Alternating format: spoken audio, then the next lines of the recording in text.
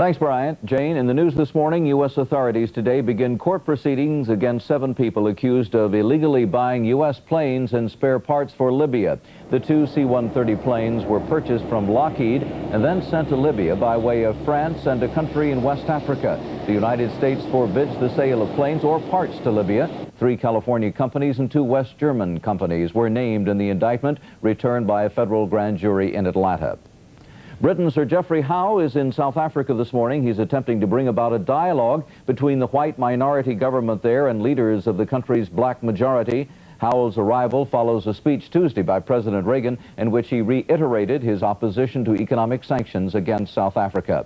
Bishop Desmond Tutu bitterly denounced Mr. Reagan's speech, saying, in his words, the West could go to hell. Quite nauseating. Mr. Botha could not have written a better speech if he had tried. And they must somewhere be in the seventh heaven of delight to know that they've got such an outstanding PRO in the White House. We had hoped he was going to redeem himself. He hasn't. His statements are so utterly inconsistent when he says we are concerned that blacks are going to suffer. He's talking like the big white chief who knows what is good for us.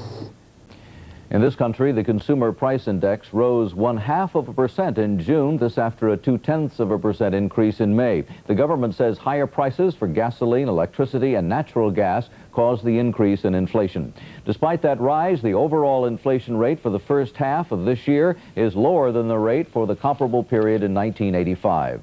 A 25-year-old Florida man today faces a $5,000 fine and a year's probation. The man, known as Captain Midnight, illegally interfered with an HBO satellite transmission last April. Robert Hager has the story.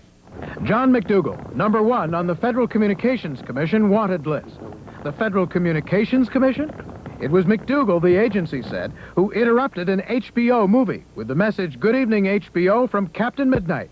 $12.95 a month? No way. A reference to HBO's newly imposed charge to anyone wanting to unscramble its satellite transmissions. And McDougal's sale of backyard satellites like these had been hurt because HBO was charging to unscramble the pictures. McDougal also happened to work part-time at the Central Florida Teleport, a satellite ground station in Ocala, Florida. And here's how the FCC said he did it.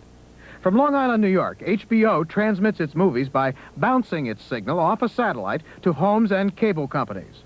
From Ocala, McDougal sent a stronger signal to the same satellite, substituting his message for HBO's transmission.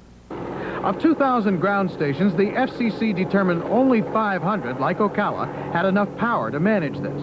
Only a dozen of those had the machine to print the letters just the way McDougal's message was printed. And only one wasn't doing other business at the time of the interruption. Confronted, McDougal confessed to the FCC TV cops.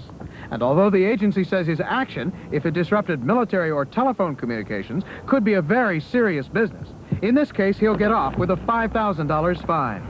Robert Hager, NBC News, Washington. And that's the latest news from here in the colonies. Now back to London and Bryant.